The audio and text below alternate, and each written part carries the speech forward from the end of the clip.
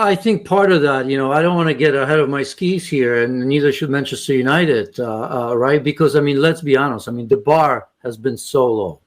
For a club like Manchester United, the bar was on the ground. It was that low. Because even now, Ruben Amorim knows how much the squad still needs, how much help he needs. And I'll tell you why. And he was also a great opponent from the standpoint that his system fit. And as I mentioned, Manchester United up to 9th now after a 4-0 win over Everton. Did they impress you today, Janusz? And I assume that they did. In what ways?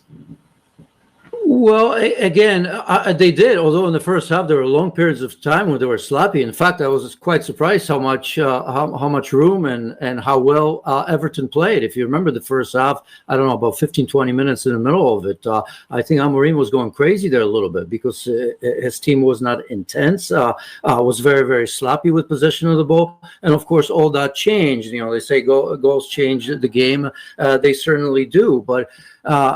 Look, I look at this Manchester United and I look at Amorim, who can finally say, he's been there about 3 or 4 games, but he can kind of say, okay, now I'm starting, the way I look at him, he's kind of telling all the players, giving them benefit of the doubt and saying, okay, I'll give you a chance to show me that you belong here, right?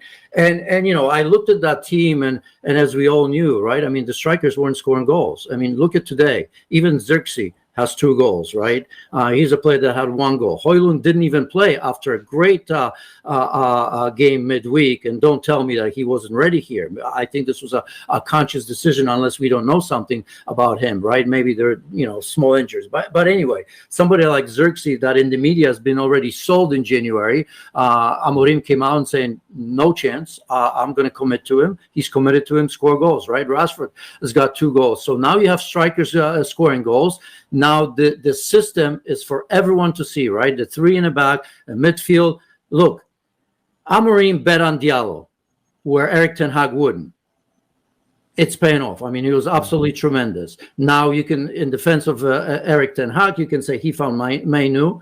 And I'll tell you what, Amorim's taking advantage of that, because that midfield today, with his mobility, with his intensity on both sides of the ball, because never mind what he did forward, but his recovery runs were tremendous. That changes that midfield completely, right? Because up until now, you're kind of getting through Ruud van Nistelrooy with Eriksen and Casemiro, where you know that this is not going to be good enough long term. When I say long term, even this season. So slowly but surely, he's kind of letting players know, like Rashford, like Xerxes, like Højlund, this is how we're going to play. He's arguably it's very, very early, but a win like this today against anybody, it's convincing and very much needed, especially in front of the home supporters.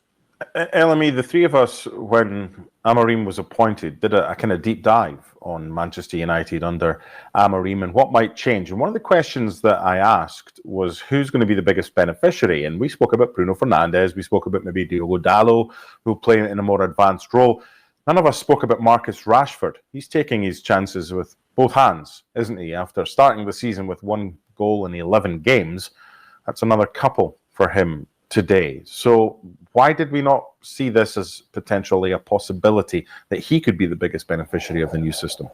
Well, we did, because I think you asked also, who can benefit or maybe might not benefit. And I think we mentioned the forward attacking minded players, and Rashford was one of them. And it was on the week when he went to New York City and watched the Knicks, and people were criticizing him for doing that.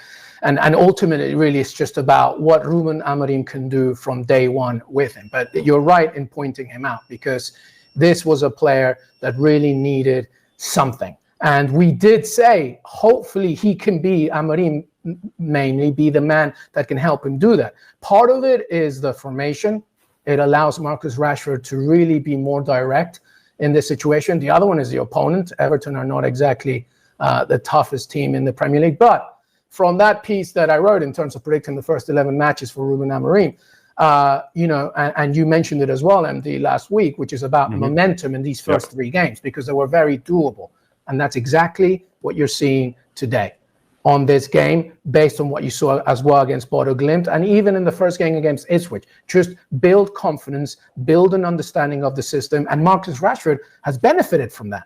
He's been a major benefactor. And as like Janusz said, Amad Diallo as well. He's been absolutely wonderful. So now you have 3 matches where they haven't lost a game. They've just gotten their best result under Amorim in the Premier League. And now they're going to play against Arsenal. We don't know what could happen. Of course, Arsenal are the favorites in that game. But what at least you have now is a Manchester United that's confident, that has something from the back of Ruben Amorim's arrival, and hopefully can get something out of it. And this is exactly what Amorim wanted. Just build confidence, build an identity. And Marcus Rashford has been one of the main benefactors.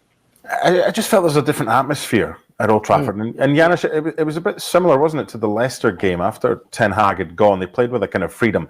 Now, the common denominator here is both opposition, Leicester and Everton, were hopeless to an extent. They lost 3-0 and 4-0. And as LME points out, Arsenal's more of a litmus test than Leicester at home and Everton at home. But Man United fans, those of them of a certain vintage who just remember success with Sir Alex, that was 2013. They've had kind of 11 years where it's not gone according to plan. I don't want to get ahead of ourselves, Janusz, because you don't go from a 13th place, looking over your shoulder, who's below us team, to suddenly going, everything in the garden is rosy.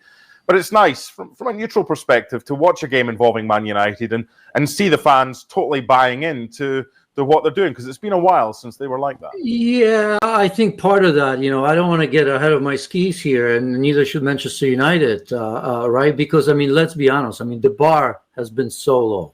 For a club like Manchester United, the bar was on the ground. It was that low. Because even now, Ruben Amorim knows how much the squad still needs, how much help he needs. And I'll tell you why, and he was also a great opponent from the standpoint that his system fit right away. At first, I didn't think so, right? Because when you think about 3-4-3, or when you think about wing backs, right? None of those guys, for me, are true wing backs. Maybe Garnacho could be, Diallo sort of, but the beauty of it is how Amorim knew about that, right? Even when players coming back, if Malacias comes back, nobody can tell me that Diallo is your proper wing back, right? He's a very good player that can play very many positions well, but this is not a perfect position for him, because wingback still has to have the ability to take players one-on-one, go to the byline. The beauty of it is that we always thought that it's going to be one striker and 2 players in behind, but it's not that, because I think Amorim recognized the fact that these guys are not true wingbacks, so they're played very wide. You look at Fernandes. He was often on the left-hand side of that front 3, and so was Rashford, right? So you can you have a hybrid of a wing back and a striker that, if one brings the ball up and can't do it any longer, there's always that chance for the other to step in, be it Rashford, Garnacho, or Bruno Fernandes, and finish the job, if you will. Or it creates those overlapping runs that we saw. Diallo and Rashford's, I believe, was 3rd goal. So I think that system, the manager itself was important. I thought it was a great choice because many were talking about him. But I think for the time being, to get United to where you were saying, Mark, to that next level, he was absolutely perfect. But what do they have? Arsenal? We'll find out. As I said, this is just the beginning.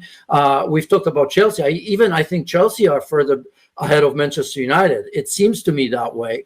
I know it's crazy, but it seems that way. And I think if you see Amorim and you look at Sporting when he was there, I think you're going to see players in the wide positions that are just do so much work on both sides of the ball that it's absolutely crazy, because he needs players like that. I don't think he has them yet.